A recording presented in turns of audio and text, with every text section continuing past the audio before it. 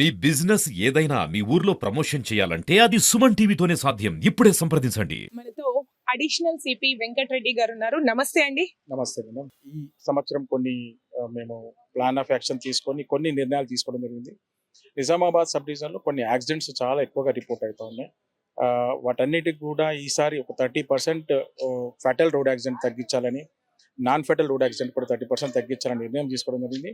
దాని ప్రకారంగా ప్రణాళికబద్ధంగా మిగతా రోడ్డు R&B డిపార్ట్మెంట్ కానివచ్చు, లేదంటే మోటార్ ట్రాన్స్పోర్ట్ డిపార్ట్మెంట్ కావచ్చు, హైవేస్ అథారిటీస్ కావచ్చు, రెవెన్యూ కావచ్చు, అందరితో కలిపి సమన్వయంగా మేము దీనికి ఒక ప్రణాళిక రూపొందించి ఎవ్రీ యాక్సిడెంట్ని డీటెయిల్గా అనాలిసిస్ చేస్తున్నాం. ఏ విధంగా మనం ఈ యాక్సిడెంట్ని నివారించవచ్చు, అది డ్రంక్ అండ్ డ్రైవింగ్ వల్ల జరిగిందా, రాంగ్ రూట్ వల్ల అయిందా, హెల్మెట్ లేకపోవడం వల్ల అయిందా అని మైన్యూట్గా వెళ్ళి ప్రతి ఒక్క యాక్సిడెంట్ని మేము అనాలిసిస్ చేసి, అవి కాకుండా మేము లాస్ట్ నెల రోజుల నుంచి కూడా పబ్లిక్ దగ్గరికి దాదాపు మా సబ్ డివిజన్లో ఒక 150 ప్రోగ్రాంలు ట్రాఫిక్ అవేర్నెస్ గురించి చేయడం జరిగింది.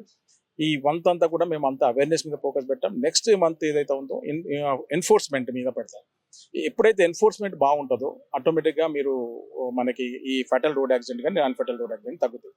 మీ అందరికీ తెలుసు, ఇక్కడ ఉన్న లాస్ అన్ని కూడా చట్టాలు చాలా స్ట్రాంగ్గా ఉన్నాయి, కానీ ఇంప్లిమెంటేషన్ మనకి ప్రాబ్లం ఉంది. ఇదే సేమ్ పర్సన్ మనం దుబాయ్కి వెళ్తే సేమ్ లాస్ ఉన్నా అక్కడ ప్రతి ఒక్క వ్యక్తి అక్కడ చట్టాలను పాటించాలని నేర్చుకొని అక్కడ తెలుసుకొని మరీ పాటిస్తాడు. ఎందుకంటే ఒక భయం, అక్కడ లాలెస్నెస్ ఉంటే మన మీద యాక్షన్ ఉంటుందని. ఇక్కడ ఒక యాక్షన్ తగ్గింది అనేది ఉద్దేశంతోనే ప్రజలు మనం ఏ విధంగా చేసినా ఏం కాదు. ఎందుకంటే ఇక్కడ పోలీస్ రేషియో పబ్లిక్ రేషియో ఎక్కువ. పోలీస్ తక్కువ ఉంటారు, పబ్లిక్ ఎక్కువ ఉంటారు. ఇంప్లిమెంటేషన్ ఉన్నప్పుడు అది కొంత ఇబ్బందికరంగా ఉంటుంది, కానీ పబ్లిక్ ఓన్గా నేర్చుకోవాల్సిందే.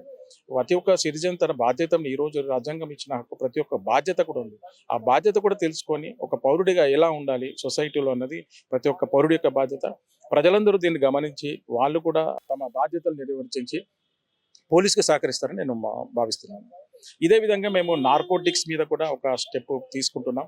నార్కోటిక్స్ కూడా పెద్ద ఎత్తున నిజామాబాద్ అంత కొంత ఎఫెక్ట్ అనేది ఉంది. ఎందుకంటే ఇక్కడ సరౌండింగ్ సబ్ డివిజన్స్ అన్ని కూడా ఏరియాస్ కూడా మహారాష్ట్ర ఉంది, కొంత కర్ణాటక ఉంటుంది. ఇక్కడ నుంచి ట్రాన్స్పోర్టేషన్ కూడా కొంత ఈజీ జరుగుతూ ఉంది. ఆ ఉద్దేశంతో కొన్ని ప్యాకెట్స్ మేము ఐడెంటిఫై చేసాం. రెగ్యులర్గా మేము రైడ్ చేస్తున్నాం. లాస్ట్ 20 daysలో మేము డిఫరెంట్ 4 గ్యాంగ్స్ని అరెస్ట్ చేయడము, వాళ్ళని జైలుకు పంపించడం జరిగింది. వీటన్నిటి మీద కూడా పెద్ద ఎత్తున మేము స్టడీ చేసి ఈ నార్కోటిక్స్ రహిత నిజామాబాద్ సబ్ డివిజన్, నిజామాబాద్ డిస్టిక్గా చేర్చడానికి మా అందరు ఆఫీస్ అధికారులు, ప్రతి సిబ్బంది కూడా దీనికోసం కృషి చేస్తున్నారు. మిగతా విషయాల కోసం సైబర్ క్రైమ్ కూడా మాక్సిమం రిపోర్ట్ అవుతుంది.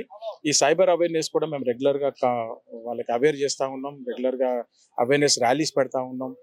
ఎప్పుడైతే అప్పుడు మేము పోలీస్ స్టేషన్కి వచ్చిన వాళ్ళతో ఇంటరాక్ట్ అవుతున్నాం. అయినప్పటికీ కూడా కొంత అధికంగా ఉంది.